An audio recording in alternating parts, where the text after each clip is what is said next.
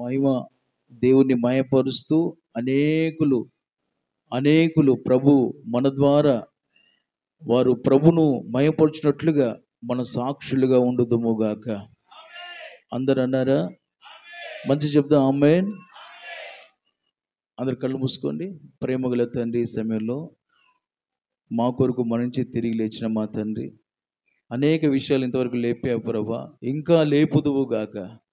ఇంకా నీ రాకడ వరకు ప్రభా మేము లేచినట్లుగా నీ అందు స్థిరంగా ఉండి కదలని వారిగా ఉండి నీ కార్యాభివృద్ధి అందు ఎప్పుడు ఆసక్తి కలుగునట్లుగా మీరు మాతో మాట్లాడి మమ్మల్ని బలపరిచి సిద్ధపరచుమని నీ హస్తాలకు అప్పగిస్తూ యేసు నామములో అడుగుచున్నాము తండ్రి. ఇంకా మంచిగా ఉజ్జీవంగా హుషారుగా చెప్పాలి. ఆమేన్, హల్లెలూయా. దేవునికి మహిమ కలుగునుగాక. వాక్యం మనం నేర్చుకుందాం. కొరింథీయులకు రాసిన మొదటి పత్రిక, కొరింథీయులకు రాసిన మొదటి పత్రిక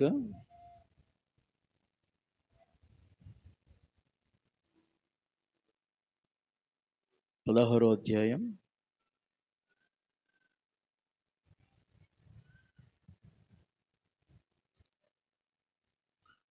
55 నుంచి చదవండి. 15వ అధ్యాయం 55 నుంచి చదవండి. 54 నుంచి. ఈ క్షయమైనది అక్షయతను ధరించుకున్నప్పుడు, ఈ మర్త్యమైనది అమర్త్యమును ధరించుకున్నప్పుడు విజయమందు మరణం మింగివేయబడెను అని వ్రాయబడిన వాక్యం నెరవేరెను. ఓ మరణమా నీ విజయం ఎక్కడా? ఓ మరణమా నీ ముళ్ళెక్కడా? మరణపు ముళ్ళను పాపమునకున్న బలము ధర్మశాస్త్రమే. అయినను మన ప్రభు అయిన యేసుక్రీస్తు మూలంగా మనకు జయము అనుగ్రహించుచున్న దేవునికి స్తోత్రం కలుగును గాక. ఆమేన్. కాగా నా ప్రియ సహోదరులారా, మీ ప్రయాసం ప్రభునందు వ్యర్థం కాదని ఎరిగి స్థిరులను కదలని వారును ప్రభువును కార్యాభివృద్ధి అందు ఎప్పటికీ ఆసక్తులై ఉండుడి. అందరూ ఆమేన్ చెప్పండి. ఇంకా గట్టి చెప్పండి.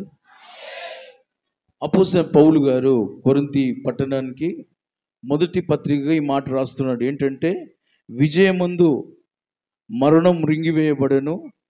ఓ మరణమా నీ విజయం ఎక్కడా? ఓ మరణమా నీ ముళ్ళెక్కడా? మరణ ముళ్ళు పాపము, పాపానికున్న బలం ధర్మశాస్త్రము అని చెప్పి, అయినను మన ప్రభుని యేసుక్రీస్తు మూలంగా మనకు జయము అనుగ్రహించుచున్న దేవునికి స్తోత్రం కలుగునుగాక. దేని మీద జయమిచ్చాడు? యేసయ్య మూలంగా దేవుడు మనకు దేని మీద జయమిచ్చాడు? మరణము. అందరూ చెప్పండి. ఏ మరణము? రెండవ మరణం. అది అగ్ని ఆరదు.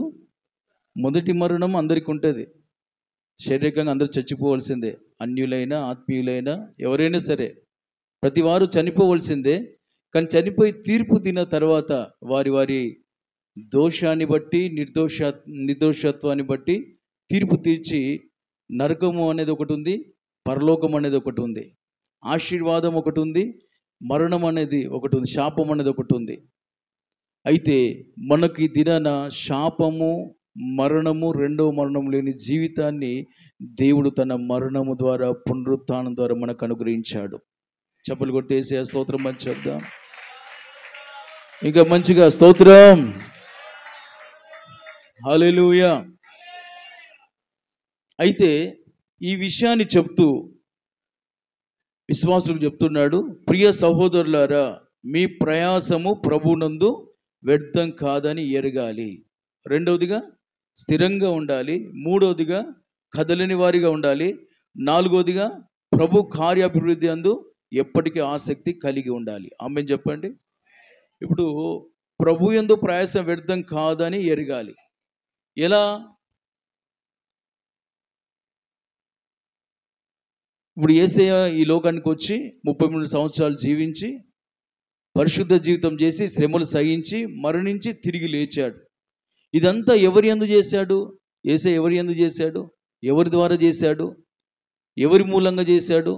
ఎవరు పంపిస్తే వచ్చి చేశాడు? వాక్యం చెప్తుంది, దేవుడు ఈ లోకాన్ని ఎంతో ప్రేమించి తన అద్వితీయ కుమారుడైన యేసుక్రీస్తు లోకానికి పంపగా నశిస్తున్న లోకానికి రక్షణ వచ్చుటకు కుమారుని పంపాడు. హల్లెలూయా.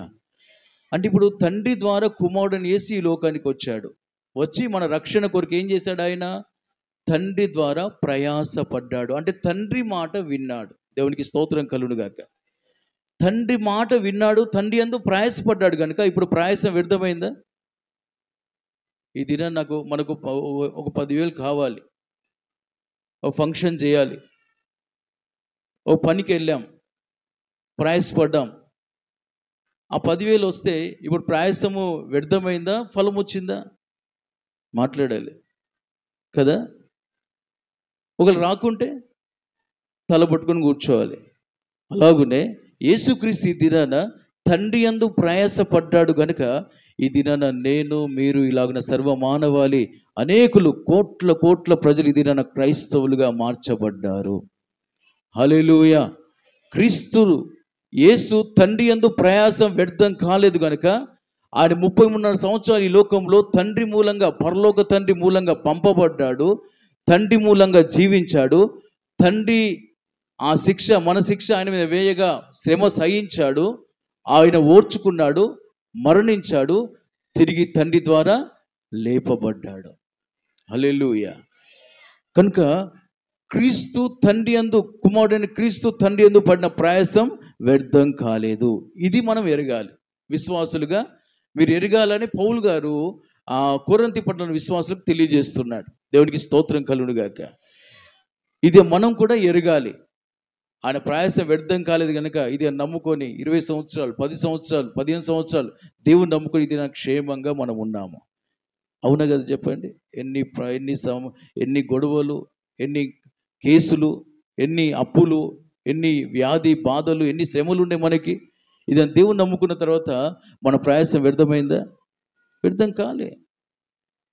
ప్రార్థన చేయగానే దేవుడు కార్యం చేస్తున్నాడు. దేవునికి స్తోత్రం కలుగునుగాక. ఆయన సజీవుడైన దేవుడు. ఆయన ఉన్నాడు గనుక, ఉన్నవాడు, అనువాడు, ఉండువాడు గనుక మన కుటుంబంలో, మన వ్యక్తిగత జీవితం ఎన్నో అద్భుతాలు చేశాడు. ప్రయాసం ఇంతవరకు వ్యర్థం కాలేదు. దేవునికి మహిమ కలుగునుగాక. ఆర్థికంగా, ఆత్మీయంగా ఎన్నెన్నో అక్కర్లు తీర్చబడ్డాయి. దేవునికి స్తోత్రం కలుగునుగాక. కనుక ఇది మనము ఆయన ప్రయాసం వ్యర్థం కాదని ఎరగాలి. దేవునికి స్తోత్రం. రెండోది ఏమున్నది అక్కడ? స్థిరంగా ఉండమన్నాడు. విశ్వాసులు ఎలా ఉండాలి? స్థిరంగా ఉండాలి. స్థిరంగా ఉండాలంటే ఎలా? స్థిరంగా అంటే ఏంటి? శోధన వచ్చినప్పుడు, యేసేకు శోధన వచ్చింది, సిలువ శ్రమలు ఉన్నాయి. అప్పుడు ఏం చేశాడు? తండ్రి దగ్గర ప్రార్థన చేస్తున్నాడు. తండ్రి, నీ చిత్తమైతే ఈ గిన్నె నా ఎదురు నుండి తొలగించు అన్నాడు. మరలా నా చిత్తం కాదయ్యా, నీ చిత్తమే అన్నాడు. ఆ తర్వాత ఏమైంది? దేవదూతలు వచ్చి బలపరిచారంట. యేసేను బలపరచగా ఆ సిలువ శ్రమకు, ఆ ఏదెను తోటలో తనను బంధించడానికి సైనికులు వచ్చారు, ప్రధాన యాజకులు వచ్చారు. వాళ్ళకు అప్పగించుకున్నాడు. వాళ్ళు చేసే తీర్పుకు అప్పగించుకొని కొరడాలకు, ముళ్ళ కిరీటానికి, ఉమ్మివేయబడడానికి, వస్త్రాలు తీసివేయబడానికి అన్ని విషయాలు ఆయన అప్పగించుకొని ఓర్చుకున్నాడు. సిలువలో శ్రమలు అనుభవించి ఆయన మరణించి తిరిగి లేచాడు. దేవునికి స్తోత్రం కలుగునుగాక. రెండవదిగా ఆయన స్థిరంగా ఉన్నాడు. ఎప్పుడు చెప్పండి? శోధన వచ్చినప్పుడు తండ్రి దగ్గర ప్రార్థన చేశాడు. దేవునికి స్తోత్రం కలుగునుగాక. స్థిరంగా ఉన్నాడు. శోధన సమయంలో ఆయన స్థిరంగా ఉన్నాడు. దేవునికి మహిమ కలుగునుగాక. చాలా మందిలో దేవుని స్థిరంగా ఉండరు. ఎందుకంటే ప్రార్థన ఉండదు వారి జీవితంలో. బైబిల్లో యెహోషాపాతు ఉన్నాడు. 3 దేశాల శత్రువులు ఆయన మీదకి దండెత్తి వస్తున్నారని తెలిసినప్పుడు ఆయన ఏం చేశాడు తెలుసా? ఆయన భయపడి దేవుని మీద విచారం చేయాలని, ప్రార్థన చేయాలని, ప్రభువే నన్ను ఈ రాజుగా చేశాడు, ఈ శోధన మీద ఆయన నాకు జయమిస్తాడని ఏం చేశాడంటే అలాగను ఉపవాస ప్రార్థన చేస్తూ ఇశ్రాయేలు ప్రజల్ని, యూదుల్ని, దేవుని వీళ్ళందరినీ పోగు చేసి, మన ఉపవాసం ఉంటేనే దేవుడు మనకు కాపుదలు ఇస్తాడు, రక్షణ ఇస్తాడు, శత్రువు మీద జయమిస్తాడని చెప్పగానే తాను ప్రభు యందు మనసు నిలుపుకున్నాడు. దేవుని బిడ్డల మనసు ప్రభు యందు నిలబెట్టాడు. వారు మందిరానికి వచ్చారు, ప్రార్థన చేశారు. ఆ మందిరంలో సేవకుడు వారిని బలపరిచాడు. అప్పుడు వారు ధైర్యపరచబడ్డారు. దేవునికి స్తోత్రం కలుగును గాక. అప్పుడు యెహోషాపాతు నిలబడి ఏమంటాడు తెలుసా? ఆయనను నమ్ముకోండి, మీరు స్థిరపరచబడతారు. హల్లెలూయా. దినవృత్తాంతాలు రెండవ దినవృత్తాంతాలు, ఈ మాటలు మీకు అక్కడ రాస్తుంటే మీరు చదువుకోండి. 20వ అధ్యాయం 20వ వచనం. దేవునికి స్తోత్రం. ఎప్పుడు వస్తారు గట్టిగా? దేవునికి మహిమ కలుగును గాక. హల్లెలూయా. కనుక ప్రియమైన దేవుని బిడ్డలారా, ఈ దినం మనం ఎప్పుడు స్థిరపరచబడతామంటే దేవుని యందు మనము శోధన వచ్చినప్పుడు, మనం ప్రభు దగ్గర ప్రార్థించినప్పుడు, మా ప్రార్థన ద్వారా ఏం జరుగుతుందంటే దేవుడు మనకు మేలు చేస్తాడు. అప్పుడు ఏమవుతుంది? మేలు చేసినప్పుడు మనకి ఏం కలుగుతుంది? ఆనందం కలుగుతుంది. ఆ దినాన్ని వారు ప్రార్థన చేశారు, శత్రువు మీద దేవుడు జయమిచ్చాడు. సేవకులు చెప్పినట్టు వారు ఉపవాస ప్రార్థనకు వచ్చారు, దేవుడు నడిపింపట్టి మందిరానికి వచ్చారు, ప్రార్థన చేశారు. ఆ తర్వాత సేవకులు చెప్పినట్టుగా నడిచారు, శత్రువు మీద దేవుడు వారికి జయమిచ్చాడు. దేవునికి మహిమ కలుగును గాక. కనుక ఈ దినాన మనం కూడా ఎప్పుడు మేలు కలిగితేనే మనకు సంతోషం, ఒకవేళ మేలు కలగకుంటే మనకు వేదనే. కనుక ఈ దినాన మనము అభిషేక నడిపింపులో మనం ఉన్నప్పుడు, మనకు శోధన వచ్చినప్పుడు దేవుని యొద్ద మనం విచారణ చేస్తే దేవుని నడిపింపు మనకు సమృద్ధి కలిగి దేవుని ద్వారా మనము శత్రు మీద జయం పొందితే అప్పుడు మనకు సంతోషం కలుగుతుంది. అప్పుడు మనం స్థిరంగా ఉండగలుగుతాము. కనుక ఒకటి, ఆయన ప్రయాసం వ్యర్థం కాదని గుర్తెరగాలి. రెండవదిగా మనము స్థిరంగా ఉండాలి. ఎప్పుడు స్థిరంగా ఉంటాం చెప్పండి? శోధన వచ్చినప్పుడు మనం ప్రభు దగ్గర విచారణ చేయాలి. ఏ మనుషుల దగ్గరికి వెళ్ళకూడదు. శోధనలు వచ్చాయని అమ్మ నాకు నా బాధ, అక్క నాకు ఈ బాధ అని మనుషులకు చెప్పుకోవద్దు. మన బాధ దేవునికి చెప్పుకోవాలి. ఆమెను చెప్పండి. అప్పుడు ఇప్పుడు మనుషులను ఆశ్రయిస్తే ఏమవుతుందో చెప్పండి? రాజులు నమ్ముట కంటే, మనుషులను ఆశ్రయించడం కంటే యెహోవాను ఆశ్రయించుట మేలు.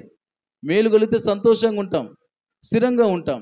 అదే మనుషులను ఆశ్రయిస్తే మేలు కలగదు. ఎందుకంటే వారు బలహీనులు, మనుషులు బలహీనులు. వాళ్ళ ద్వారా మనకు జయం కలగదు, వారి ద్వారా సమస్య పరిష్కారం కాదు. కనుక దినాన ప్రియులరా, సమస్య పరిష్కారం కాకుంటే మనం కదిలిపోతాం, దేవుళ్ళో స్థిరంగా ఉండం. కనుక దేవాన్ని మనుషుల దగ్గరికి వెళ్ళొద్దు.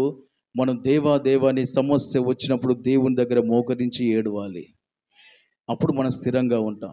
యేసయ్య అలా ప్రార్థన చేశాడు కనుక, తండ్రికి మొరపెట్టాడు కనుక తండ్రి జయమిచ్చాడు, స్థిరపరిచాడు. దేవునికి మహిమ కలుగును గాక. మూడోదిగా కదలని వారిగా ఉండాలి. చెప్పండి ఎలా? కదలని వారిగా. కదలని వారంటే బైబిల్ చెప్తుంది, పేతురంట ఆ సముద్రం మీద అలాగునా యేసయ్య నడుస్తూ వస్తున్నాడని, నీవే ప్రభు అయితే నన్ను కూడా పిలువు అంటే సరే రా అనగానే నీళ్ళ మీద నడుచుకుంటూ పోతున్నాడు. ఎప్పుడైతే గాలి వచ్చిందో ఆ గాలిని చూసి మునిగిపోయాడంట. అప్పుడు మరలా ప్రభు దగ్గరికి వచ్చి నన్ను రక్షించు అని పేతురు కేకలేశాడు. ప్రభు దోనిలోకి పేతురుని తీసుకున్నాడంట.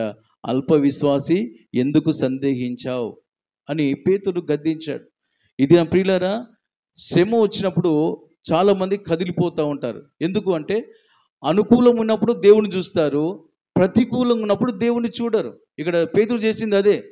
అనుకూలంగా ఉన్నప్పుడేమో ప్రభుని చూశాడు, శోధన రాగానే ప్రభుని చూడలే, గాలిని చూశాడు, అంటే సమస్యను చూశాడు. చాలామంది దేవునిలో ఎందుకు కదిలిపోతున్నారు తెలుసా? సమస్య వచ్చినప్పుడు సమస్యను చూస్తున్నారు. సమస్య ఏం చేస్తుంది? వాళ్ళని భయపెట్టి ఊపిరి ఆడకుండా చేస్తుంది. సౌద్యం ఎప్పుడు వస్తారు? గట్టిగా చేతులు ఎత్తి మంచి చెప్పండి. ఇదిన అల్ప విశ్వాసం అంటున్నాడు దేవుడు. అల్ప విశ్వాసులు కదిలిపోతారు. అయితే మన విశ్వాసం సంపూర్ణంగా దేవుని మీద ఉంటే ఎలాంటి గాలి వచ్చినా, సాతాను శోధనైనా, అది ఏ శోధనైనా మనం ఆ శోధన మీద జయం పొందుతాము. ఆమెను చెప్తారా? కనుక దినాన మనకి ఏముండాలి చెప్పండి? విశ్వాసం. చెప్పండి ఏముండాలి? తక్కువ విశ్వాసం ఉండదు దేవునిలో. అల్ప విశ్వాసం ఉంటే మునిగిపోతాం. ఆ సమస్య మనల్ని చంపేస్తుంది, ఊపిరి ఆడకుండా చేస్తుంది. అది వ్యాధి కావచ్చు, మనుషుల వల్లే కావచ్చు, సాతాను వల్లే కావచ్చు, వ్యతిరేకుల వల్లే కావచ్చు, ఎవరి ద్వారా ఎలాంటి శోధన వచ్చినా మనము విశ్వాసాన్ని కాపాడుకోవాలి. విశ్వాసం, ప్రభుడు చూచే విశ్వాసం కావాలి. సెల్ ఫోన్ కావాలంటే ప్రార్థన చేసి ఇచ్చాడు. సౌద్ చెప్పండి. సెల్ ఫోన్ ఒకరు పగలు కొట్టిర్రు అనుకో, ఆమెను చెప్పండి, అప్పుడు కూడా ప్రభునే చూడాలి. అర్థమవుతుందా? నా సెల్ ఫోన్ పగలు కొడతామని వాళ్ళ మీద నువ్వు వాళ్ళ మీద తిరుగుబాటు చేసావు అనుకో, నువ్వు మునిగిపోతావు.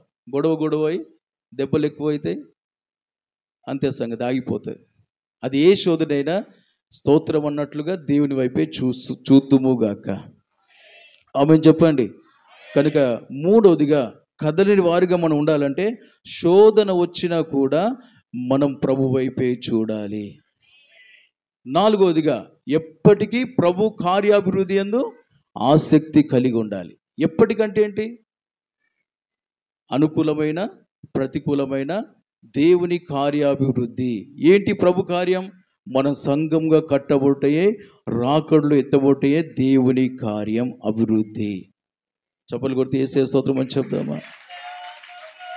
హల్లెలూయా, ఆమేన్. ఇది కనుక యేసయ్య కూడా ఇలాగున తండ్రి యొక్క పరిపూర్ణత లోకంలో అనుభవించి ఆయన కట్టబడి ఆయన తండ్రి కుడిపార్శ్వాన చేర్చబడ్డాడు. ఈ దిన మనము కూడా సంఘంగా కట్టబడి మనం ప్రభును చేరాలి. రాకడ వస్తే ఎత్తబడాలి, సిద్ధపడాలి. రెండవదిగా మనము రాకడ ముందైనా ప్రభు పిలిస్తే మనం సంపూర్ణమై ప్రభు దగ్గరకు చేర్చబడాలి. అది కార్యాభివృద్ధి. ఎప్పటికీ నేను నా యేసులాగా మారాలి, నా యేసుతో జీవించాలి, నా యేసయ్య లాగా జీవించి యేసయ్య కొరకు నిలబడాలని మనం సంపూర్ణంగా అప్పగించుకొని అనుకూలమైన ప్రతికూలమైన దేవుని కార్యం మనలో ఆగిపోకూడదు. ఏంటి ఆ కార్యం? యేసులాగా మారుటయే తండ్రి కార్యం. ఆమేన్ అని చెప్పండి. ఇప్పుడు యేసు ఈ లోకంలో తండ్రిలాగా మారాడు. చెప్పండి, ఎలా మారాడు? అందుకు వ్యక్తిగతంగా శ్రద్ధ తీసుకున్నాడు. అభివృద్ధి ఎప్పటికీ ఆసక్తి కలిగి ఉన్నాడు. కనుక పాపానికైనా శోధనలకైనా చోటు ఇవ్వలేదు. హల్లెలూయా, ఆగిపోలేదు. ఆసక్తి ఎప్పుడు 24 గంటలు ఆసక్తి మండింది. నేను నా తండ్రిలాగుండి తండ్రి కొరకు సంఘాన్ని సిద్ధపరచాలి. ఆ మంటతో జీవించాడు. అనుకూలమైన ప్రతికూలమైన, మనం కూడా అనుకూలమైన ప్రతికూలమైన నేను నా యేసులాగా మారి అందరినీ యేసులాగా మార్చాలి, సంఘాన్ని మార్చాలి, ఆత్మల్ని సిద్ధపరచాలి. ఇలాగున మనం ఉన్నట్లయితే ఆమేన్ చెప్పండి, మనం కూడా రేపు మరణమా నీ ముల్లెక్కడని చెప్పగలుగుతామా? మరణమా నీ విజయం ఎక్కడని మన వ్యక్తిగతంగా ఇతరుల విషయంలో మనం ప్రభువును ఘనపరచగలుగుతాము. మరణం మీద జయం పొందగలుగుతాము. పునరుత్థాలుగా మారి ప్రభుని ఎదుర్కోగలుగుతాము. ఆ 7 ఏళ్ల విందులో 1000 ఏళ్ల పాలలో మనం ఉండబోతున్నాం. దేవుడు మనకు సహాయం చేయనుగాక. మన అటు ఆసక్తి ఉండుదుముగాక. ఈ 4 అనుభవాలు దేవుడు మనకు అనుగ్రహించునుగాక. ఆమేన్. అందరూ మోకరించండి. అందరూ మోకరించి ఒక్క నిమిషం నాకు ఈ 4 అనుభవాలు దయచేయి ప్రభు అని ప్రార్థన చేసుకోండి. అందరూ యేసయ్యా ఈ 4 అనుభవాలు నాకు దయచేయండి. యేసయ్యా ఈ 4 అనుభవాలు నాకు దయచేయండి. హల్లెలూయా. కృప దయచేయి ప్రభువా, కృప దయచేయి ప్రభువా. ఈ 4 అనుభవాలు నాకు దయచేయండి. నీ యందు ప్రయాసం వ్యర్థం కాదని, నీ యందు స్థిరంగా ఉండాలి ప్రభా. నేను ఎరగాలి, ఆ కృప నాకు దయచేయండి. నీ యందు స్థిరంగా ఉండాలి అయ్యా. శోధన వచ్చినప్పుడు ప్రార్థించాలి, నా కృప దయచేయండి.